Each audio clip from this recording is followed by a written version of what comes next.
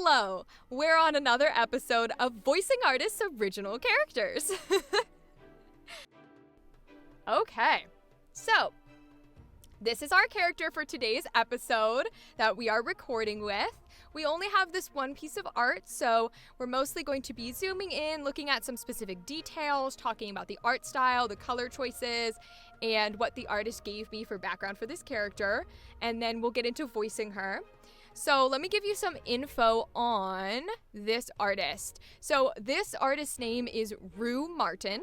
If you'd like to look them up on Instagram, the username is RunMien, so RunMien. You can look her up.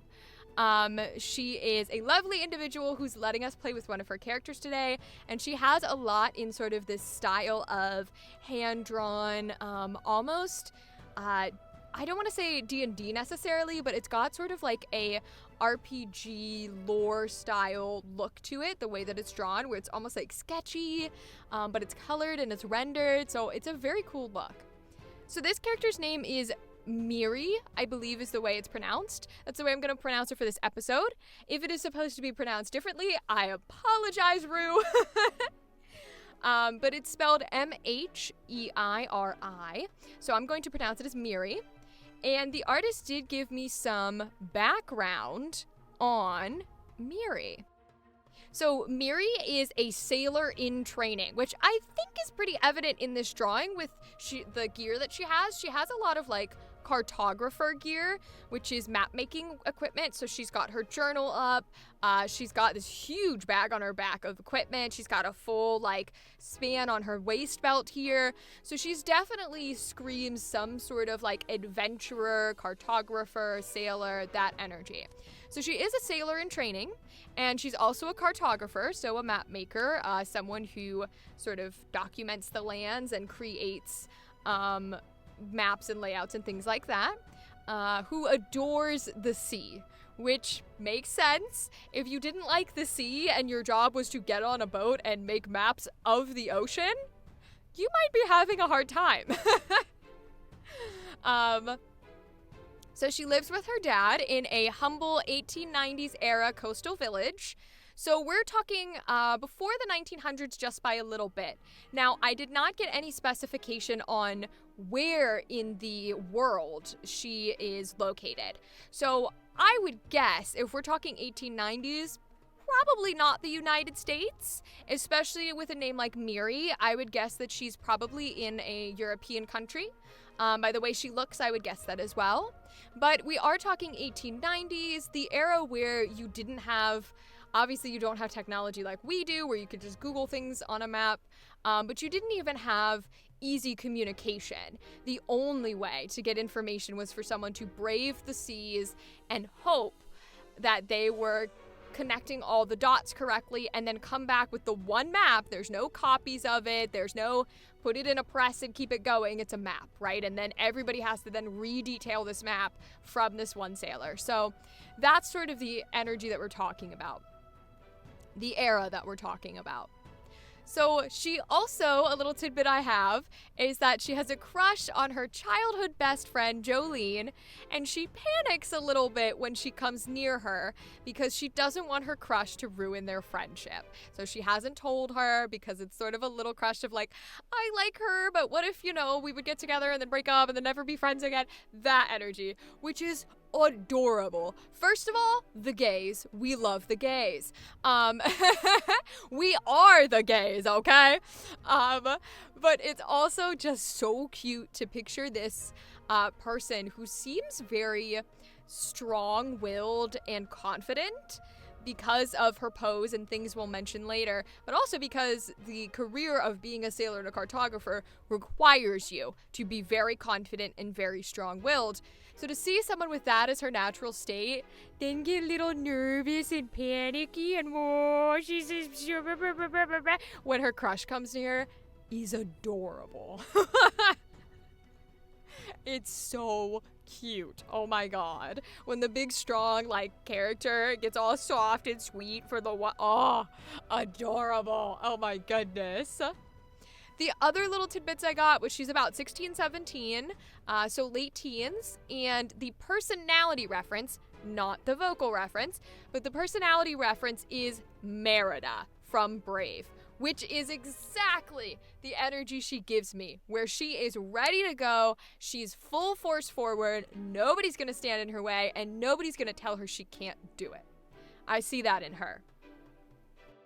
So we do have some notes on her personality from the artist, which is great because we've worked with a lot of art pieces recently that we didn't get a lot of description from the artist. And again, it's not good or bad, it's not right or wrong.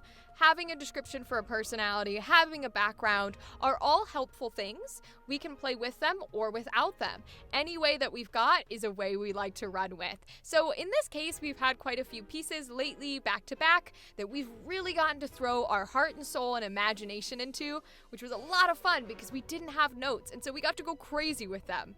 But this time around, the artist is a bit more specific about where she comes from, who she lives with, and her personality. So we want to make sure we stay true to what the artist is picturing for her. So, artist notes: curious, wild, careless, rejecting gender roles in the sense that she is very loud and curses a lot.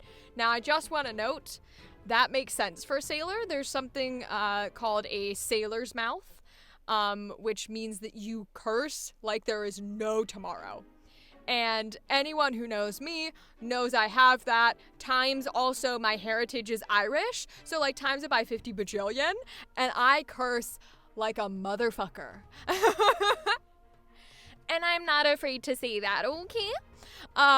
So it's really funny to see a personality trait be that she's incredibly loud, she curses, she's not about needing to be dainty and pretty and sweet like the women were at that time. She's very much just like a male sailor would be. She's wild and she's curious and she's loud and she's interested.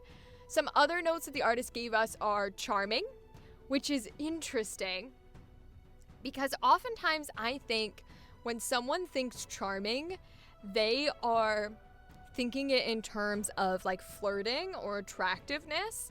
I don't think she's that kind of charming. Charming in this sense, I would read as she's easy to get along with, easy to be friends with. She's not someone who puts you off when you meet them or seems really cold or needs a getting to know in order to be friendly. So that's where I would put that charming rather than inside of like flirting.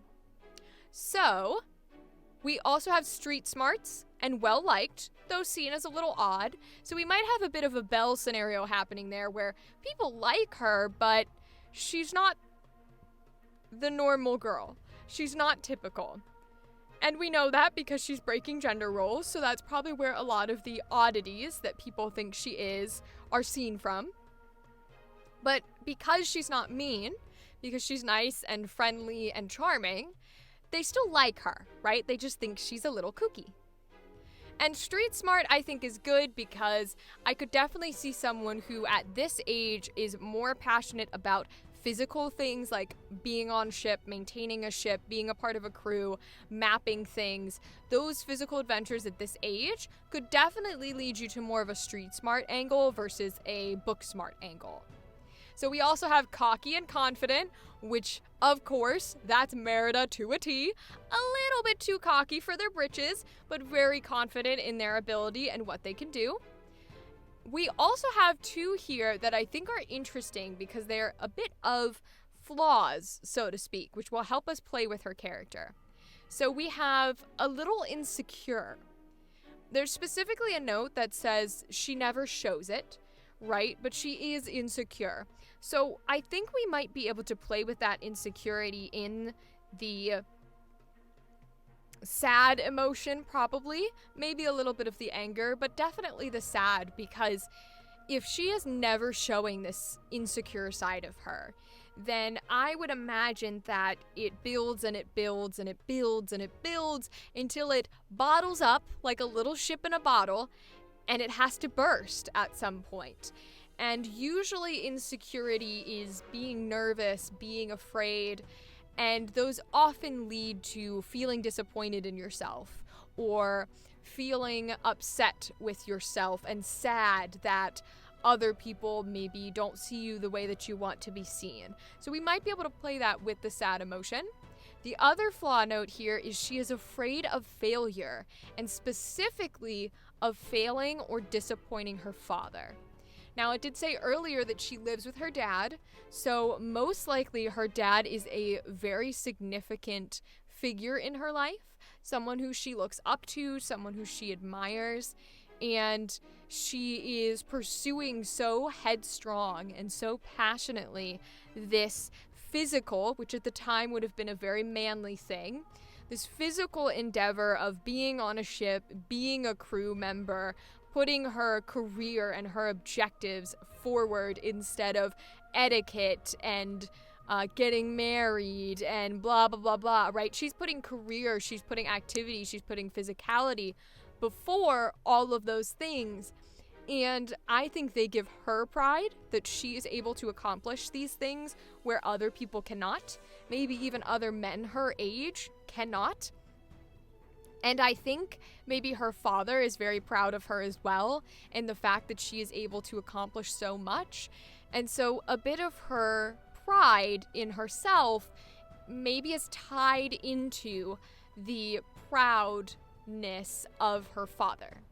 And while it's great and it's lovely and it's amazing to have other people be proud of you, when you tie your own self-respect and your own success to someone else's opinion of you, someone else's purview of you, you now have hinged your capabilities and your self-worth on somebody else. And so I think this ties back into the aspect that she's insecure, because she's insecure about other people not seeing her for who she is, not seeing her as a strong person and just a woman, not seeing her as capable, not seeing her as smart, not seeing her as proud, not seeing her as good as what she does.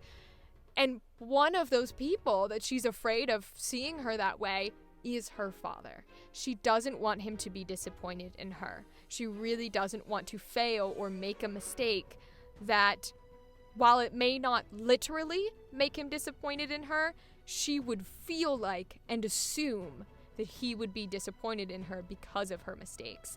And that ties back into that insecurity. So I think we can play with both of these inside of the angry, especially in the sad. But I do have a little bit of an idea how to tie it into angry. But we will get back to that, because now we have my notes. Now, my notes here are sort of a accompaniment to what the artist gave us, because the artist gave us such a strong personality description that we're going to run from that mostly. But my notes are adventurous. That one's a little obvious, but she's clearly very keen to take on any opportunity that comes her way. Whether she can do it or not, she's going to take it. I have savvy and adept. Now, adept is interesting here because savvy implies some sort of natural charisma where you are able to do a thing with a smoothness to it, to where it can seem effortless, which I think she does have in some of her sailor skills. But adept in particular is a word that I like.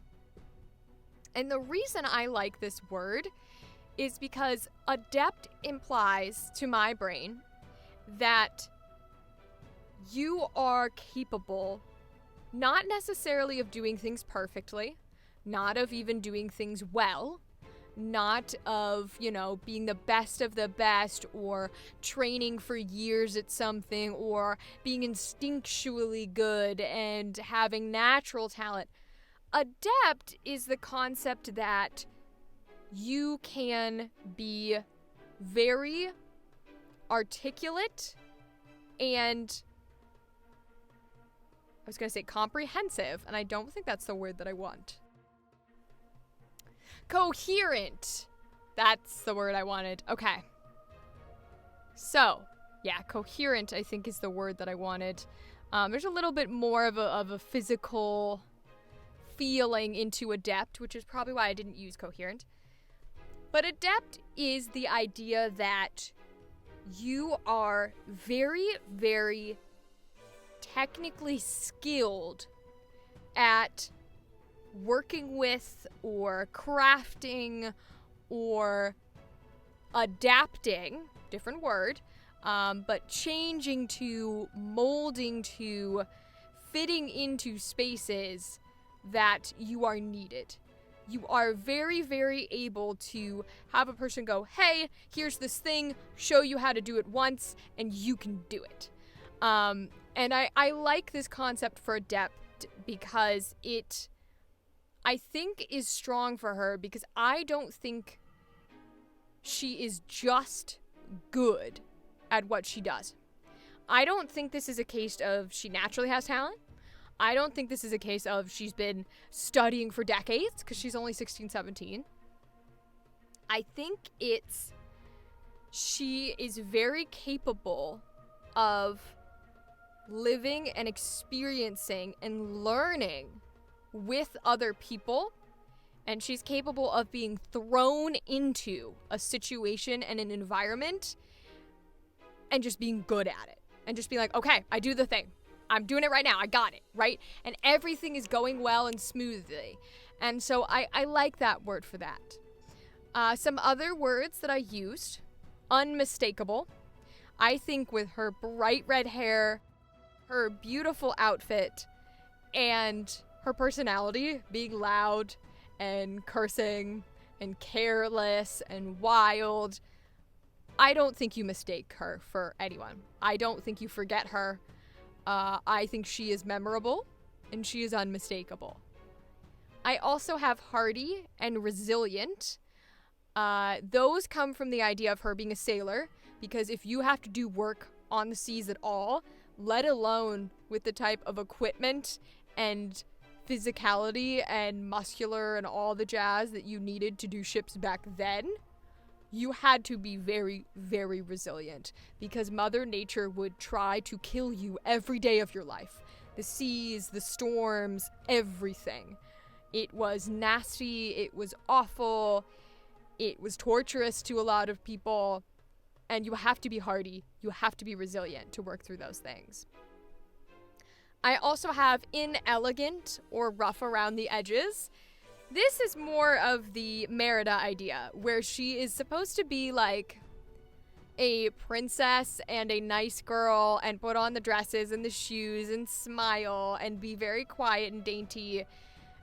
And she is pretty. She could do those things, but even if she did all those things, there would still be something about the way she does it, or the way she speaks, or the way she walks, that isn't quite perfect in those feminine things. She's a little too clunky when she moves. Her hair is a little too frazzled. Her voice is a little too loud and deep.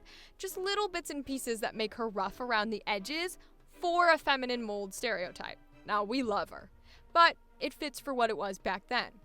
And the last one I have, of course, is explorer.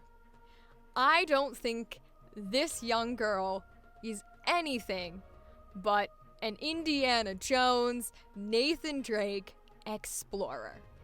I think, yes, she's a sailor, yes, she's a cartographer, but the nature of her being curious and wild and carefree give me the idea that what she's really seeking is adventure. She really is seeking to experience the world and everything it can offer her. And she will take whatever it's willing to let her try.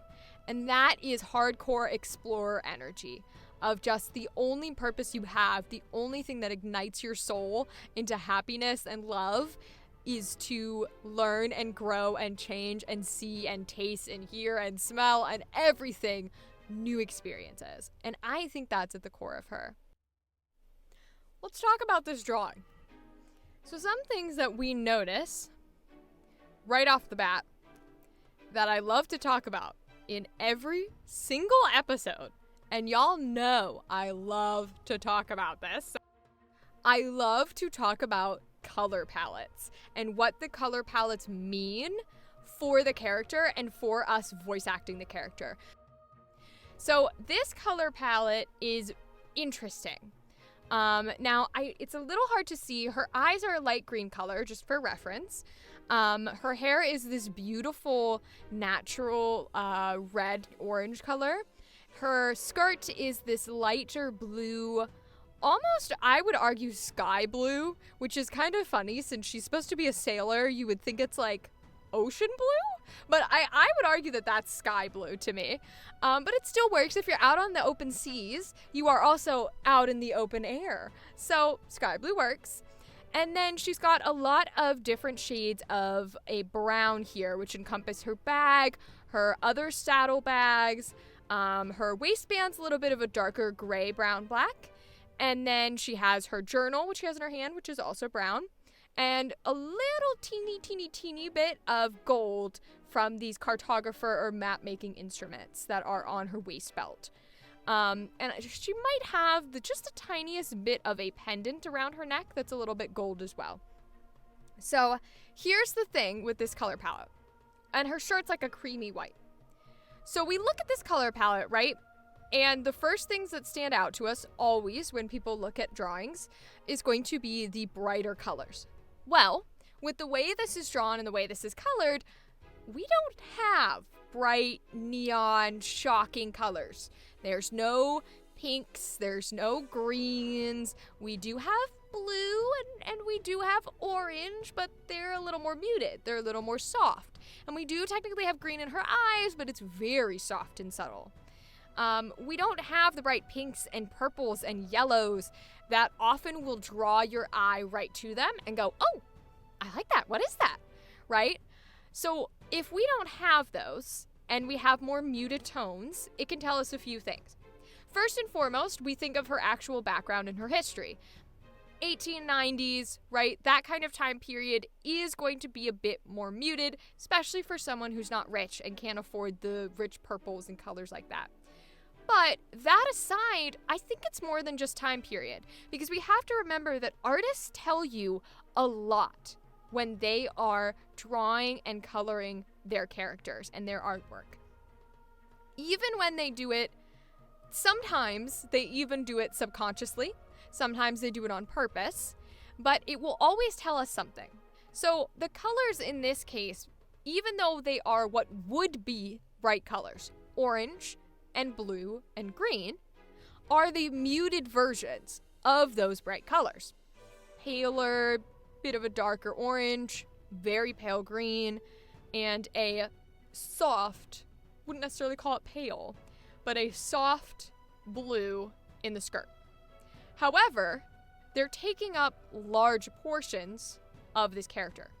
So it's not just a short little orange buzz cut, it's a beautiful orange mane of long hair. And it's not just a, short little blue piece of skirt. It is a beautiful, long, flowy, and full, all the way to her feet, blue skirt. So these are large patches of color. So they still are drawing your eye from the rest of the character itself. But what it's doing is instead of it's going, hey, look at me, I'm color, hi, and giving you that energy, it's going, hello, I'm color. I'm bright. You should look at me. I think that would be cool. So it's this same look at me, I am taking the room, I am taking the floor, here I am energy. But instead of being loud and pushy and yelly and blah, blah, blah, blah, blah, like fireworks, it's doing it in more of a hello. I am present, I am here, I am standing my ground, and you will notice me, and you will recognize me, which fits with her character. Because yes, we did have the trait of loud, but we didn't have anything that was perky or bouncy or fast talking or punchy or striky. It was all strong, grounded, confident, wild, carefree. These are words that hold weight. And the color being a bright, energetic color, but the muted, toned down version of it gives us that same energy in a stronger, grounded way. So that's what these colors are doing, in my opinion. The other thing that we don't always get when we work with characters but we definitely have here, whether it was conscious or not, is this artist drew this character in a very unique pose. So this pose is sort of like she has her weight on her back leg here, and then this front leg doesn't seem to have any weight on it. It's a little bit positioned more in the forward area. She has her head looking off to her right a little bit. Her eyes are looking in the distance. Her eyebrows are not nervous, not confused, but maybe a bit more of a determined, sort of like punctual sort of look. Her mouth is kind of a smile, but not quite bright energetic, more like pleased. And her body is, even though it's leaning on this back leg, her back left leg, and her hip is almost popping to the back left, the rest of her body curves to the right. And she's bringing one arm forward in a fist with nothing in it, and the other arm is back with her shoulder, because her shoulders are quite high, her posture's very good. One arm is back with her shoulder, holding her book. But look at this for a second. She's not even looking at her journal, at her book. She has this book fully open in one hand, which, don't know if you've ever tried, but holding a journal open with one hand and not having the pages fly everywhere is difficult, especially outside. But she is doing that in her backhand, open, away from her face, significantly away from her face, not even looking at the journal or the mat book. And then her other arm is in this sort of position of power. And I don't mean like, I'm gonna punch somebody type of power. I mean like, yes, I know what I'm doing. I am here. I am strong type of power. I am commanding this floor type of power. And so this pose is incredible for us as an actor, because we are able to look at it and say, this girl has all these traits attached to her of confident, curious, strong, grounded. Sure, cool. But we think the color palette matches that. Cool, amazing. But now, when I go to record, I'm going to be taking a body position that is very similar to her, where all of this strength is in my body, of my shoulders are back and my head is raised and proud and confident. My arms are doing their own thing in their own strength-filled position, because I don't need to worry about them, because of course they're doing what I need them to do. I am focused on you, the person I'm talking to, because I know that you need to listen to me, because I know what is the right thing to do here. I don't need to look at my book. I don't need to double check. You need to hear me. I'm looking at you. And her body is positioned in this way of like, I'm not even going to lean forward towards you, because I'm so confident in what I'm doing that I literally have all my weight back here, because I'm like, why wouldn't you trust me? Why wouldn't you believe me? You should believe what I'm telling you. Are you kidding me? This is the type of confidence that we are picking up from her body posture. That's amazing to be able to do that in just the drawing, and for us to pick that up. Incredible of this artist. Incredible job, Rue. So now that we've discussed all this with the body posture, the colors, the personality traits, I think it's time that we record some lines. Okay, so now we improv these lines, as we always do, and I did have some ideas for angry and for sad. And for those who are new with us, we do 3 emotions, and then we improv lines for these emotions. So our general 3 emotions are happy, angry, and sad. Now, these can mold and twist and turn depending on what other emotions we want to throw in there, but those are our bases so that we have a starting point for our improv. And then we let whatever feels natural take control and join us in this journey. So I don't necessarily have a place to start with for happy. Now, I will say I do think happy is probably her natural state because of how confident she is as a person, because of how outgoing she is as a person. She's probably used to being in this more, if not happy, very positive energy outlook. So I think this one will be easy and decent for us to do, and then we will really have fun to play in the angry and the sad. Although, to be fair, playing with the more intense emotions tends to be the most fun anyways. But that's okay. So if we're going to start in a way where she's truly excited and overjoyed and happy at her core, I think it would be her on a ship, wind blowing in her hair, hands on the railing, almost leaning off the side into it, maybe just smelling the ocean air with the breeze on her face and little water kicking up. I think that would be her sole point of being like, this is it. This is everything I've ever wanted, and it's here. And so I think that's a good setting to go with for Miri. The question becomes, where do we put dialogue in here? And also, what do we want her voice to sound like? I have to be honest with you all.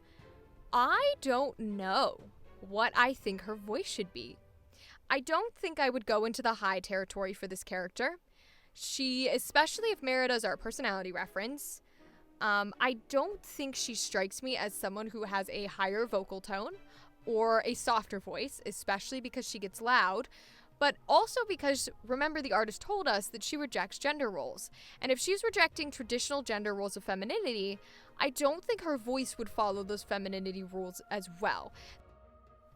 So if that's the case, then I would do one of two things for her voice. The first is either make it feminine, but maybe just with a bit more push, a bit more punk added to it, or androgynous, to where it's kind of sitting in between feminine and masculine, and it's not entirely identifiable. I think either one would be fine for her. We'll have to see what naturally appears, because you know that we like to throw in whatever naturally occurs. I really like for the improv process to be us living in the character, and when you live in the character, things can change, and that's totally okay. So we'll let that naturally occur, but I think it's going to end up in one of those two ranges of either more masculine femininity or androgynous altogether. So, with Happy, this girl's a sailor. A cartographer, is a bit more physical and loud and wild and a bit curious. So I think we're going to give her this idea of we're going to hone into her adventurous spirit when we do this Happy line. And maybe we'll put her on the boat like we were talking about, but it's going to be sort of an overwhelmingness of like new lands to see, new people to meet, new things to experience, and that is where her happiness comes from. So let's give that a shot here. This is it. Everything I've ever wanted or ever hoped for. This is it. Oh, I can't wait to tell my dad about this. He's gonna be so enthralled with all the stories I have of the lands and the people and the things that I get to see and experience. I wonder where we're gonna go first. I wonder who we're gonna meet first. I wonder how many lands have yet to be discovered. And I'm gonna be the one to discover all of them. Oh, I like that for her. I think what surprises me about that is that's a very soft happiness. That's a very soft happiness that sort of naturally came out for Miri. And I expect a character, when they are described as like loud and careless and wild and confident and a little cocky, and their personality references Merida, I would expect their happiness to be a bit more forceful, a bit stronger, a bit more like in-your-face style of passionate. I like a soft, subtle happiness for her. Because I think when you are this type of person who is naturally vibrant and out there and pushy and loud and crazy, when that is your natural energetic state, I think when you get in touch with that true emotional core of being happy, it is calmer. Because it's less of a performance. and it's more of a relaxation. It's more of a natural, I am going to get to do everything. And I don't feel the need to explain it to the world because I already know. I already am confident. I already am happy living and breathing where I am. So I really like the more soft version of her happiness. And I think we're going to keep it. I really do. And that means that we get to move on to some more intense emotions where maybe this sort of punchier nature that we would have associated with her naturally will come out. So we're going to do angry now.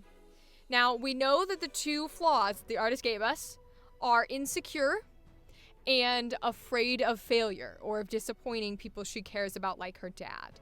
So while I do want to put those into sad, I think they might be helpful for angry too. Because my thought process behind this is her initial reaction to maybe doing her job incorrectly, right? Maybe she maps something incorrectly. The distance isn't correct. The, thing wasn't shown, or the maps that she's using to base hers off of didn't have certain islands here, things like that. I think her initial reaction would be to be frustrated. And I don't just mean like, ugh, this thing sucks. I mean like, I am going to strangle something type of angry. Because of how forceful and loud and wild she is in her natural state, I think when you go into anger, it's just gonna poo poo poo poo poo poo poo, light the fire, throw on the gasoline. Like, that's all it's gonna do. And it didn't happen in happy, which means I think it's doubling down, not just pouring gasoline, but like pouring a whole vat of oil for anger. Because if it already didn't get more excited and worse for her first emotion, then that means we gotta take everything that we thought would be into that one, and we thought would be loud about her happiness, and throw it on top of her anger and make it worse. So, what is the context that we want to make her angry with? So she has to be angry at herself because she is afraid of failing, and that afraid of failure is going to come in the idea that she is angry, that she made a mistake, that she did something wrong, that probably was a detriment to the people around her, made her feel lesser, like she's not capable of what she's doing, especially when she lives in the 1800s where the world already thinks she's not capable of what she's doing. She's going to be angry for giving them what they want, which is a failing woman. And so that is where our passion and our anger is going to come from for this line. So let's try it.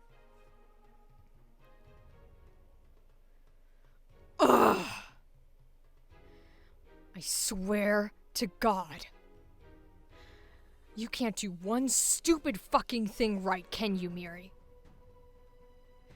You knew. You knew. And yet you let him walk all over you. Take all the credit for everything you've ever done.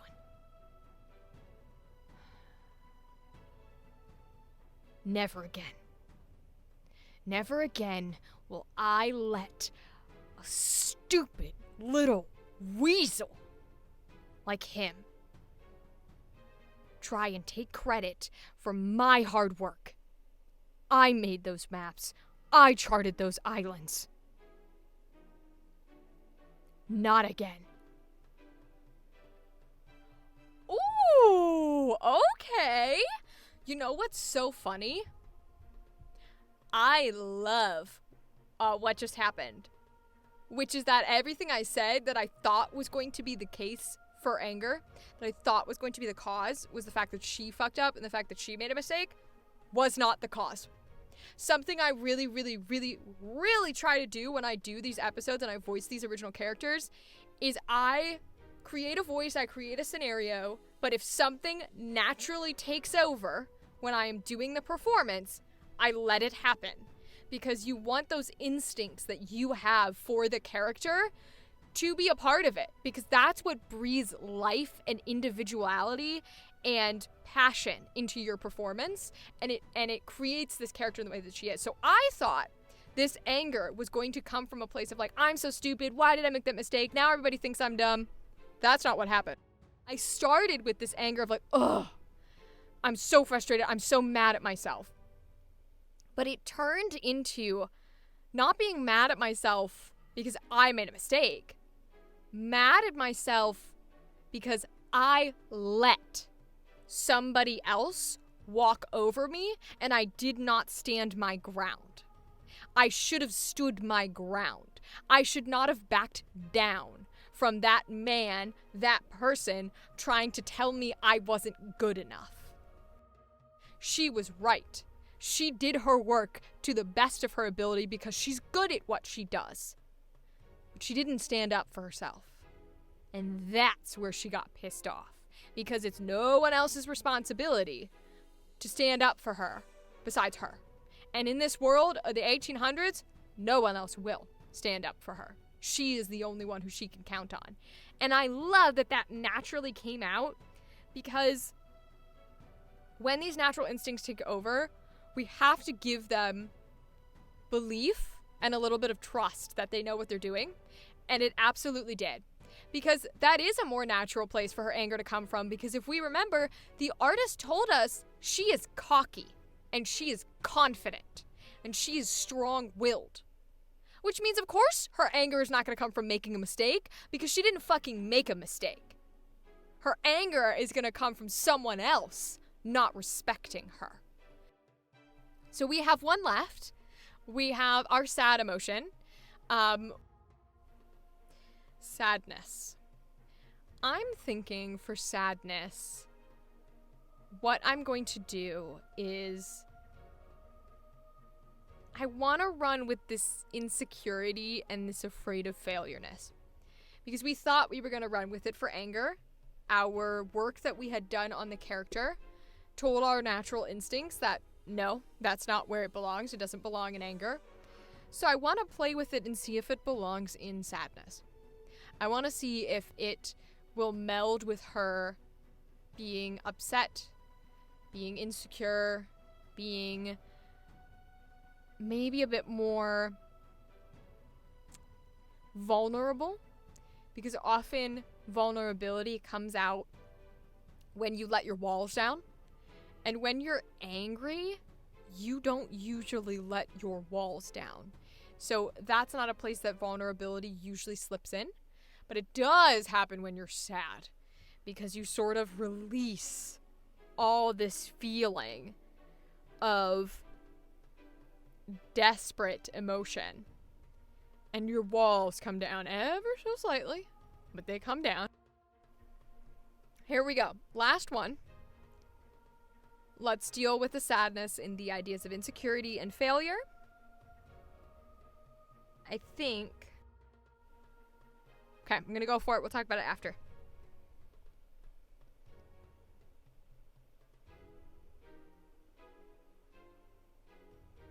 No, you don't get it.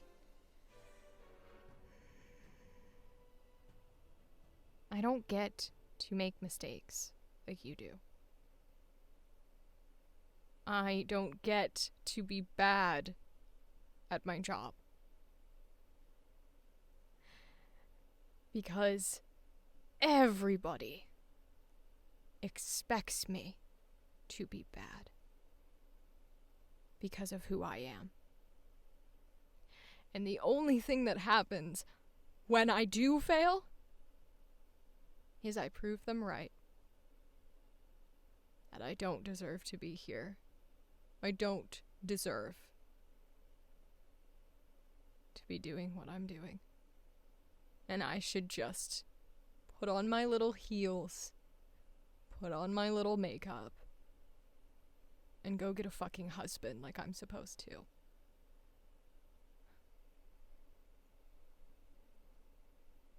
You don't know what that feels like. And you'll never know what that feels like. But it fucking sucks.